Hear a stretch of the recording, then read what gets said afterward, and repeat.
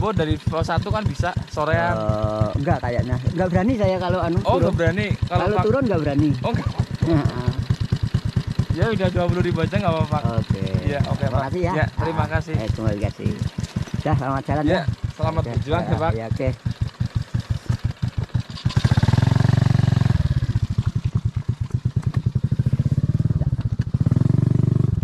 Kini saya sudah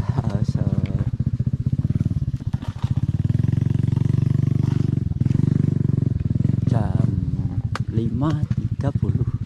Kita sudah mendekati pos Bayangan 1. Kemudian ini yang rencananya akan batalkan saya lanjutkan, mengingat kebetulan sekali walau tidak cerah namun sudah tidak hujan atau sudah reda, sehingga semoga saja berharap selama pendakian ini nanti tidak hujan seperti halnya kemarin. Konon kabarnya pagi hari hujan lebat, namun siang harinya kita sekarang berada pada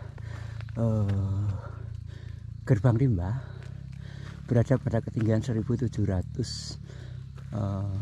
meter di atas permukaan laut.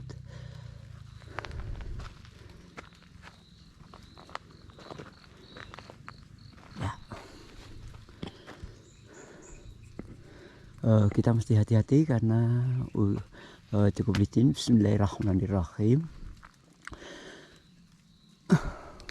Pagi ini saya memulai pendakian Gunung Slamet dari Bambangan berketinggian 1400-an, sementara Gunung Slamet berketinggian 3428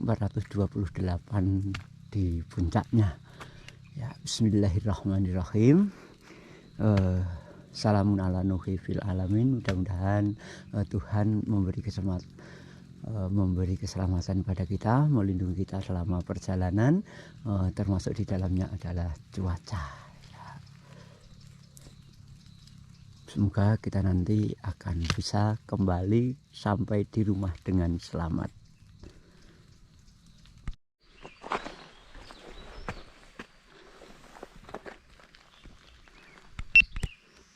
Ini kita sudah sampai di base camp ojek pendakian, tempat para pengojek menaikkan dan menurunkan pendaki. Jadi di tempat ini para ojek menjemput pendaki yang turun. Nah, adapun ongkosnya ini pada kisaran 30.000. Ya, dan kebetulan sekali di sini ada sumber air, walau tidak besar, tapi sumber air ini hanya mengalir pada musim penghujan, sedangkan pada musim kemarau ada air namun tidak besar, sangat kecil. Dan kita sudah mendekati di pos Bayangan 1. Ya, di sinilah kita mulai trekking dengan berjalan kaki. Ojek hanya sampai di tempat tadi, namun beberapa ojek pada saat cuaca cerah tidak habis hujan itu bisa mengantarkan sedikit ke atas.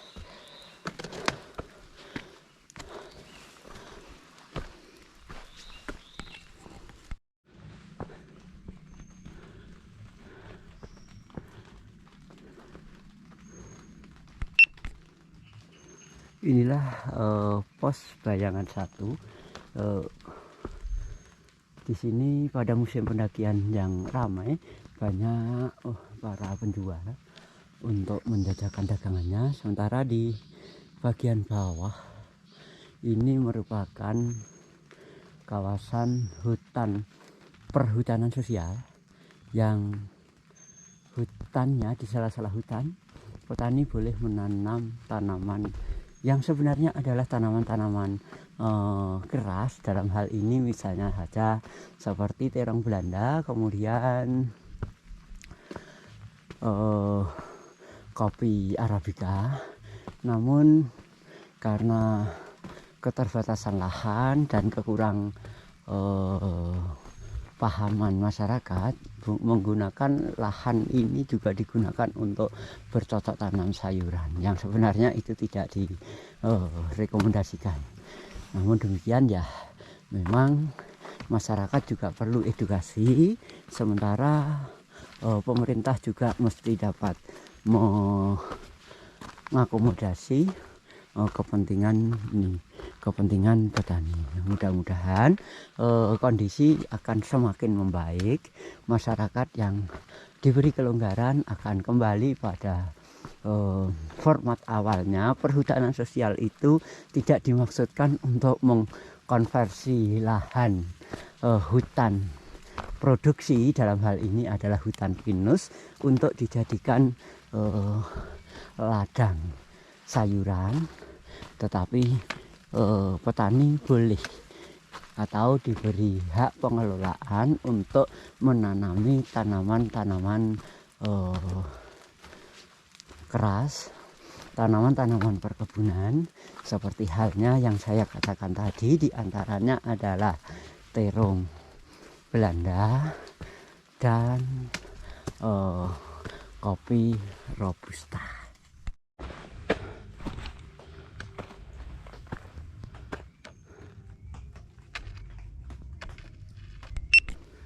Sampailah kita di pos 1 yang diberi nama Pondok Gembiru. Di pos 1 ini terdapat beberapa, kurang lebih ada satu shelter resmi yang didirikan oleh Basecamp pendakian, sementara shelter lain itu dibuat oleh penduduk tempat mereka berjualan. Jadi jalur pendakian Gunung Slamet via Bambangan ini jalurnya cukup panjang, banyak pos, dan setiap pos ada orang berjualan. Itu hanya terbatas pada musim pendakian yang ramai, musim pendakian misalnya saja pada bulan Mei sampai bulan Agustus atau paling lambat September. Tetapi pada masa sepi demikian tentu saja mereka tidak berjualan.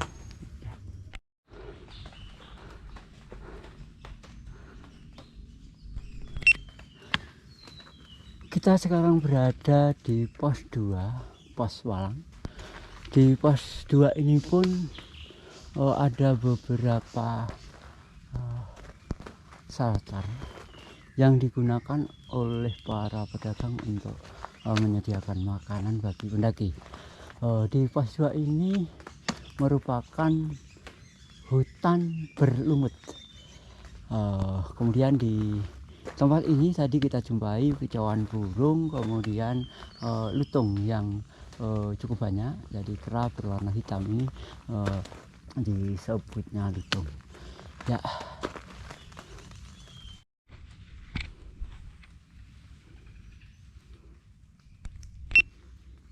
Baru berjalan 13 menit. Sekarang saya berada di jalur persimpangan Dipajaya Pemalang dan jalur pendakian atau base camp pendakian Bambangan. Diharapkan nanti saya tidak tersesat ketika turun ya. Ini kita masih berada di atas pos 2 ya, mudah-mudahan nanti pos 3 tidak jauh lagi, karena memang jarak pos-posnya untuk pos 3 ke atas itu tidak terlalu berjauhan, sementara jumlah posnya memang cukup banyak ya.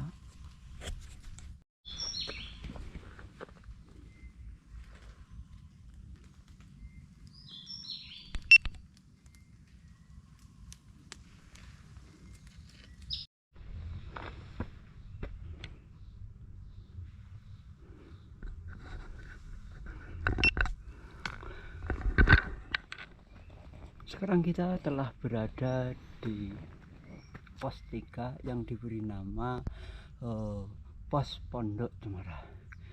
Di pos 3 ini kita juga mendapati 2 buah shelter yang diperuntukkan bagi penduduk untuk menyediakan makanan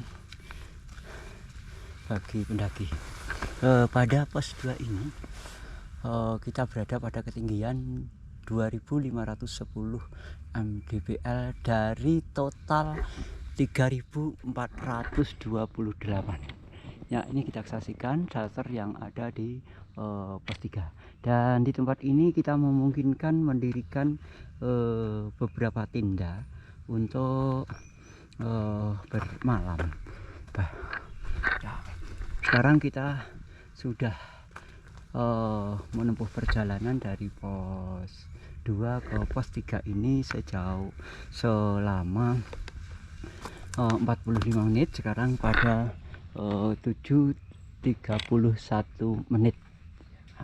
Kita berhenti sejenak untuk beristirahat, menikmati barang bawaan yang kita bawa.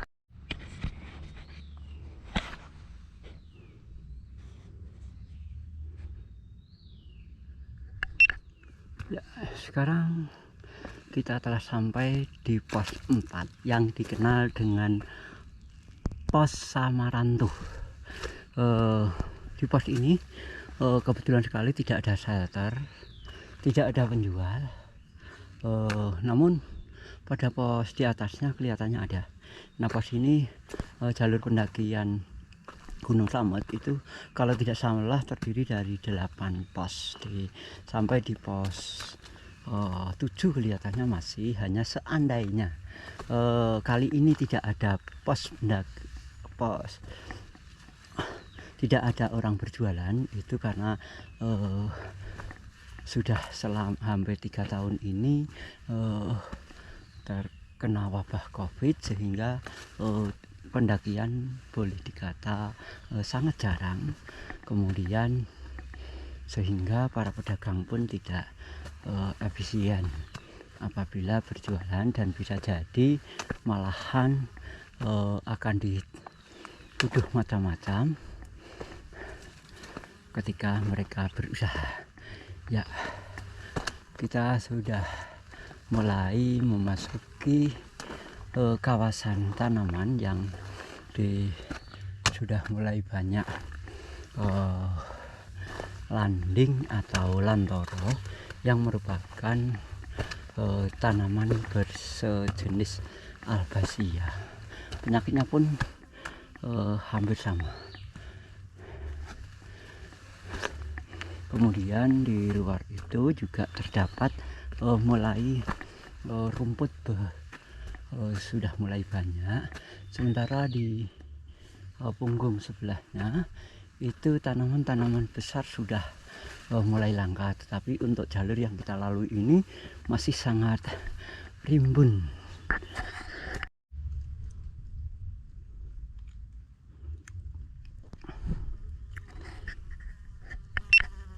Sekarang kita telah sampai pos 5 yang dikenal dengan pos Samyang Rangkah.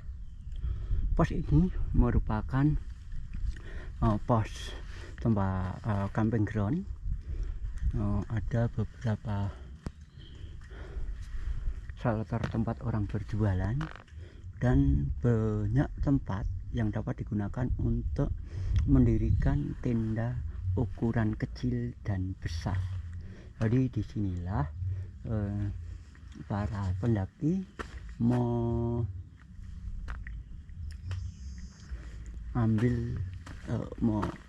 melakukan camping, dan disinilah terdapat pos pengambilan air seperti apa. Namun nanti ketika turun saja, apabila ada kesempatan akan kita explore. Sementara di sini juga terdapat pos yang resmi didirikan oleh penyelenggara pendakian. yang terbuat dari bahan kayu, kemudian dinding seng dan atapnya galvalum.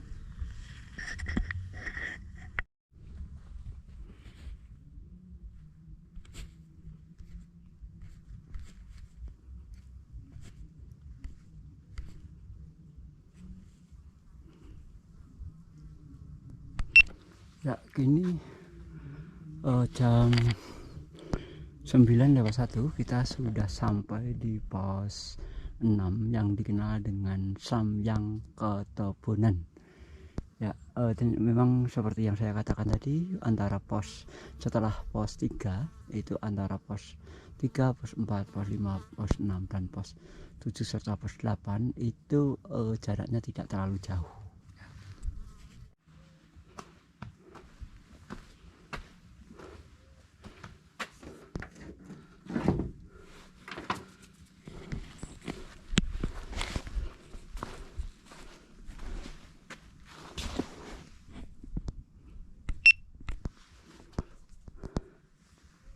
Pukul 9:22 saya telah sampai di pos 7 yang dikenal dengan pos Samyang Kendit. Ini nanti kita masih di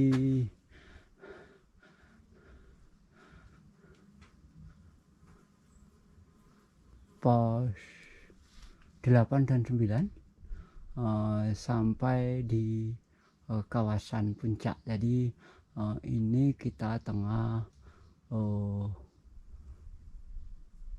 pada ketinggian 3250.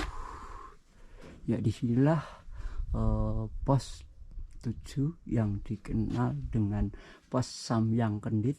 Ini merupakan shelter yang resmi didirikan oleh penyelenggara jalur pendakian. Saya telah berada di pos 8 setelah berjalan 30 menit. Ya, perlu diketahui bahwa ketika kita berada di ketinggian ini, sudah berada di ketinggian di atas 3000, itu semakin lama tenaga kita semakin terkuras, karena yang pertama tekanan udara semakin tipis, kemudian yang kedua kandungan oksigen di dalam atmosfer pun juga semakin tipis. Itulah yang menjadikan kita ketika di atas itu tidak hanya sekedar karena faktor kelelahan, tetapi juga oleh faktor tekanan udara dan ketersediaan oksigen di atmosfer bumi ini.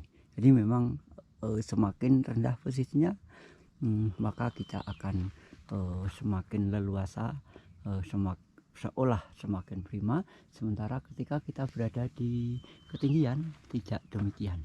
Ini kita lihat semuanya sudah merupakan hutan landing atau hutan lantoro yang penyakitnya persis seperti penyakit albasia. Dan di sini kita lihat pula sudah berada di padang sabana sebenarnya, yang tanamannya sudah bercampur dengan padang dengan Edelweiss. Jadi ini adalah merupakan daerah kawasan Edelweiss.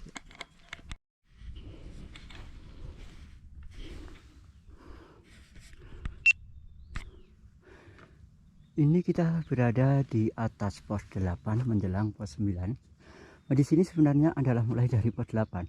Itu merupakan kawasan padang Edelweiss, di mana Edelweiss ini merupakan tanaman yang dapat bersaing dengan rumput. Sementara kawasan sebenarnya ini adalah kawasan sabana. Nah, tampak di hadapan kita itu ada 3 jenis tanaman yang sangat dominan, yaitu tanaman rumput, kemudian yang kedua tanaman Edelweiss yang dikenal dengan sebagai tanaman bunga abadi, dan yang ketiga adalah tanaman landing atau lantoro. Nah, tanaman lantoro merupakan tanaman yang ciri fisiknya karena memang tanaman hutan itu cukup tinggi sehingga dapat menaungi edelweiss maupun rumput. Dan tanaman ini penyebarannya, bijinya dapat di samping kemungkinan terangkut oleh hewan, juga memang ada kemungkinan di musim kemarau itu bijinya dapat terlepas karena tertiup angin ataupun melenting lepas dari ranting, sehingga tanaman ini memang menurut saya cukup dilematis karena di satu sisi ini adalah tanaman yang dapat menjadikan kawasan padang rumput itu hijau, sementara di lain segi itu tanaman-tanaman lain seperti halnya khususnya edelweiss itu bisa saja akan tertutup dan kemungkinan jumlahnya, populasinya semakin sedikit. Inilah edelweiss. Jadi sebenarnya edelweiss di pos 8 dan 9 ini sedemikian rimbunnya. Hanya sekarang sudah mulai harus bersaing dengan tanaman lain.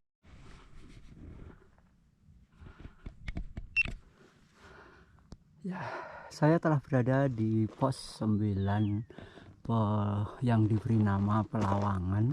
Maksudnya adalah Pelawangan ini adalah lawang dari kawasan vegetatif ke kawasan avegetatif. Juga di sini ada papan peringatan, yaitu berupa batas aman pendakian dan dilarang melintas. Nah, sehingga di tempat ini, batas akhir pos 9 ini, klaim atas asuransi pendakian itu sudah tidak berlaku lagi di atas ini. Ya, jadi hanya berlaku sampai pos 9. Jadi apabila terjadi sesuatu atas pendakian ini, maka sepenuhnya menjadi tanggung jawab pendaki. Pendaki tidak mempunyai hak lagi untuk mengklaim polis dari pihak penyelenggara asuransi.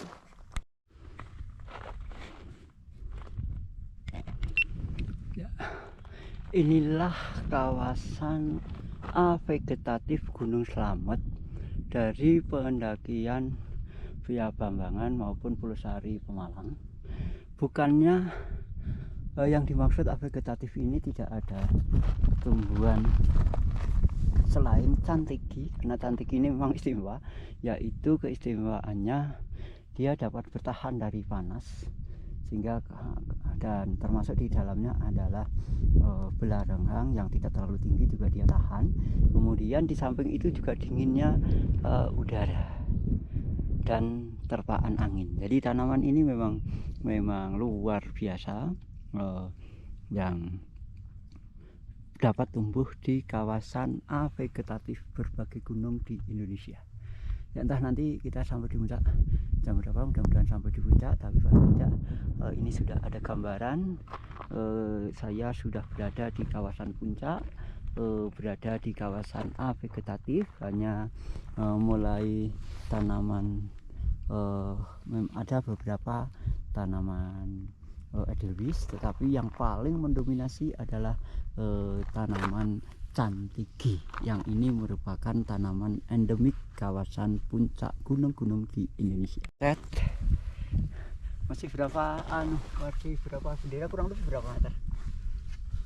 200 ada.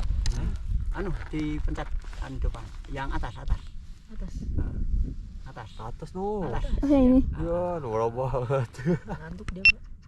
Ya, bersama pendaki, 3 pendaki dari Tangerang, saya Sobaru, pemegang YouTube channel Sobaru. Kemudian ini kita sudah berada di kawasan avegetatif, kawasan puncak, tinggal kurang lebih beberapa, ya, kadang 200 meter. saja, semoga nanti bisa sampai di puncak dan selanjutnya melanjutkan perjalanan untuk turun ya. Sementara ini yang dapat saya laporkan dari kawasan puncak, dan nanti semoga di puncak dapat melaporkan kembali lagi. Din. Ya.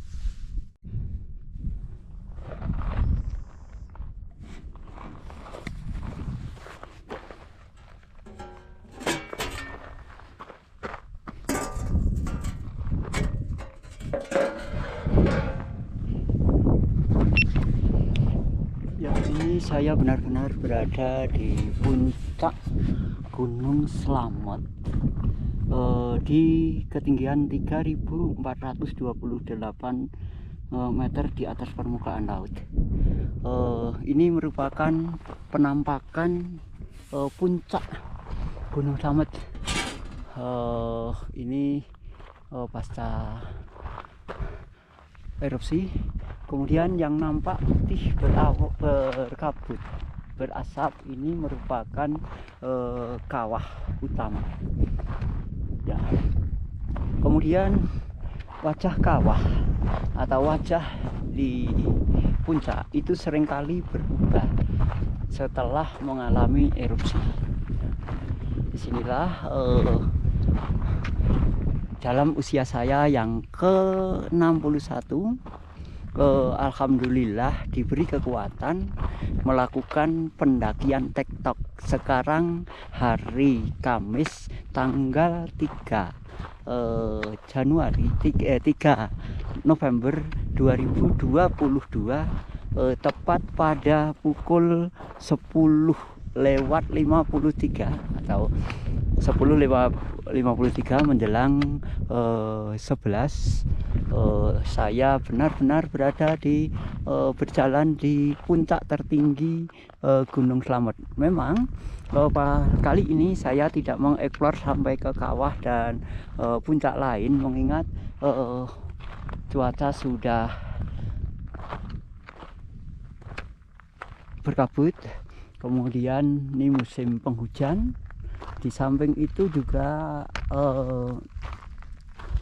saya tidak membawa peralatan camping, sehingga apabila terjadi hujan misalnya saja tidak ada tempat bernaung. Memang di pos-pos bawah itu akan ada ini. Nah, disinilah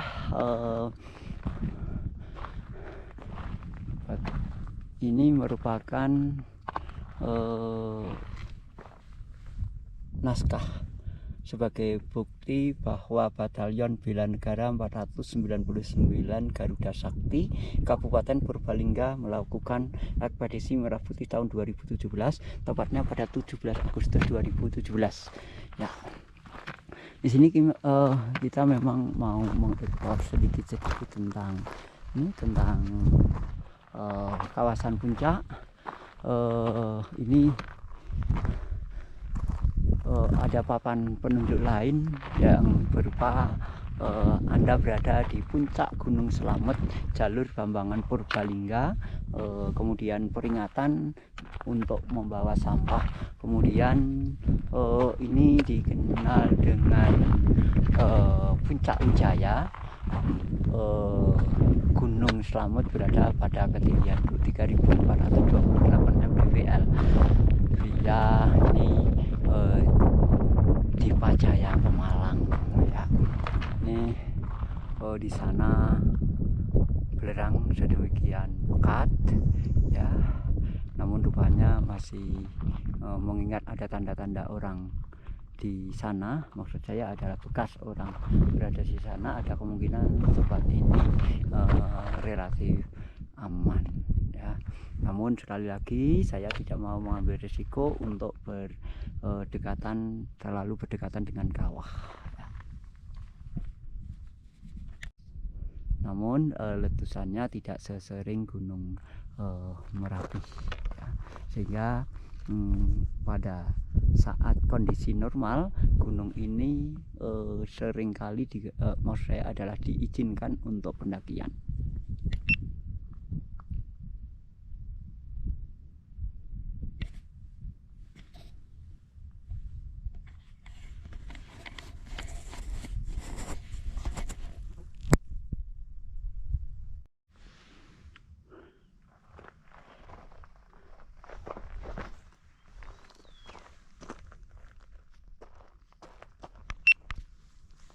Saya sudah kembali di pos 9 yang dikenal dengan pos Pelawangan.